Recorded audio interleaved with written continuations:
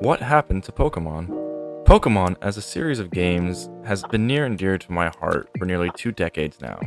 But after experiencing the more recent games, it feels like something is missing from them. When comparing some of the more recent games like Pokemon Scarlet, Violet, Sword and Shield to the older games like Pokemon Platinum, Heart Gold, Soul Silver, and Emerald, it's very clear that what is missing is the passion that went into these older games. While clearly some childhood nostalgia is a definite factor when comparing two games that came out close to 16 years apart, there are very major aspects that are done infinitely better in the older games. The first and most obvious example that I can think of is the map design of each game. When looking at the map for Pokemon Platinum, we can see our game starts at point 1, Twin Leaf Town. This is where the player and their mother lives. But for the first time in Pokemon history, it's not where the professor and his assistant lives. In order for the player to obtain their starter, they will have to explore Lake Variety with the rival Berry, where you will meet the antagonist of the game, Getsis. After meeting Getsis, the player will be attacked by a flock of Starly and be forced to choose from one of 3 starters, Chimchar, Piplup, and Turtwig, in order to defend themselves. After the player obtains their starter and moves on from the beginning, they are then able to explore 2 different cities. Sandgem, where the professor lives and his assistant explains how to catch Pokemon, along with Jubileef City, where the player is able to battle their rival for the very first time. Now, just to note, this all happens before the player makes to Oreburgh City and battles the first gym. Now, when looking at Sword and Shield's map, we can see that it is a very straightforward map with only a few places that diverge from the beginning to the end. We can even see how linear this is when the player is obtaining their starter. After going through the tutorial and meeting their rival in the house next door to the player and the rival then do little to no exploration before meeting Leon and getting fast travel to the professor's lab where the player and their rival get their starter. Even just looking at the beginning of the game, you can see a large difference between the two. In Pokemon Platinum, there is a pretty straightforward path with light exploration along with an introduction to the main villain of the game. While at the beginning of Sword and Shield, it's a very basic introduction where the player just meets their rival and the champion while not progressing through the main story. Moving on from map designs, this next point is just as important if not more so, and that's the characters. To start off this point, I have one question I have to ask. Who is this character right here? Go ahead, take your time. Who is she? Okay, you still don't know? This is Professor Magnolia from Sword and Shield. For my next question, who is this man right here? Alright, this should be an easy one. It's Professor Oak. He is probably the most famous, one of the most famous Pokemon characters of all time. And my final question is, who is this character right here? Alright, this should be another obvious one. This is Professor Kukui from the Alola region.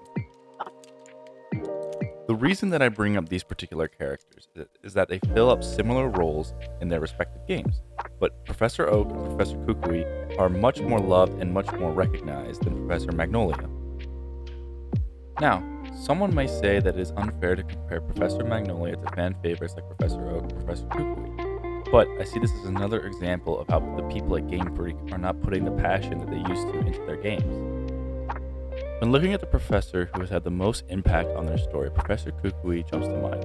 We see at the start that he is pretty generic, giving the player their starter and the Pokedex. But what makes him stand out is we continue to see him throughout the story in places like Akala Island, Yula Yula Island, and eventually we battle him at the Elite Four to become the champion. The reason this is important is that it gives Kukui much more time to imprint his personality while showing the player that he is no slouch when it comes to Pokemon battling, as we can see when it is revealed that he is the current champion of Alola. This is in hard contrast to Professor Magnolia.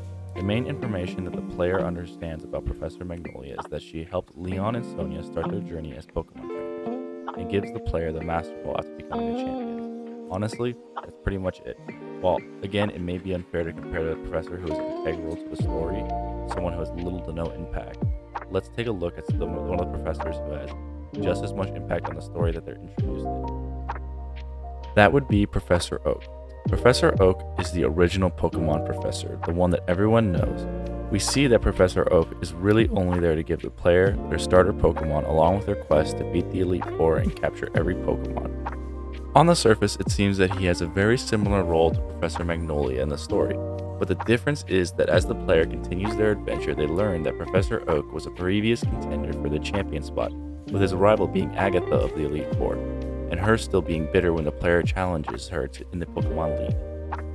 This is important to note that even though both and Magnolia are similar to each other, the backstory that we get for Professor Oak is what makes him interesting. Professor Oak, being someone who took the Pokemon League challenge before the player, gives the player perspective as to how they and their rival are not the only ones who have taken on this challenge, making the world feel deeper in the story. Moving on from the Pokemon professors, the champions from the modern games, like Scarlet, Violet, Sword and Shield, are not on the same level as those that preceded them. We can see this in the most recent champion. Geeta, the champion from Pokemon Scarlet and Violet, shows how little passion was put into these games. She is not seen in the games until the very end of the game after collecting all the gym badges for the final fight with the player. After this encounter, she is the bare bones of what a champion could be, barely even being mentioned in the post-game. This is truly insulting when we have such great champions like Steven Stone and Cynthia. When looking at our first example of what a champion should be, Steven Stone, we first run into him right before the second gym on Dewford Island in Granite Cape. From there, we run into Steven several different times throughout the game, along with Steven being a very important figure in both Team Magma and Team Aqua's plot. This is all before the player ever reaches the Elite Four, giving them time to grow to understand how Steven Stone was able to become the strongest in his region and growing to understand why he is the champion. Now, moving on from Steven, we're now going to take a look at Cynthia. Comparing Cynthia to Greta is like comparing night and day. Cynthia is someone who is on the opposite end of the spectrum when comparing her to Greta.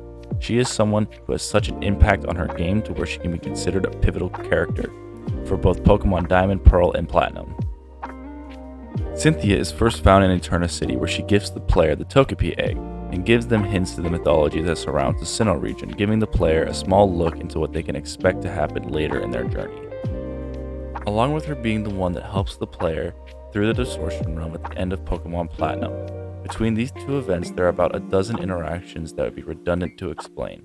On top of all of that, she's also one of the most powerful Pokemon trainers in all of the games, having one of the most well-balanced and powerful teams that were programmed into the game. Maybe I'm just getting older. When I see other people playing these games and having fun like I did when I was younger, playing my Pokemon games for the first time, I can't help but feel happy for them, along with the memories that they're making with their favorite Pokemon. That being said, I stand by what I said on these games about how the newer games are a far cry from the older ones. I really do wish the people at Game Freak would learn from their own accomplishments and start making games as good as they used to.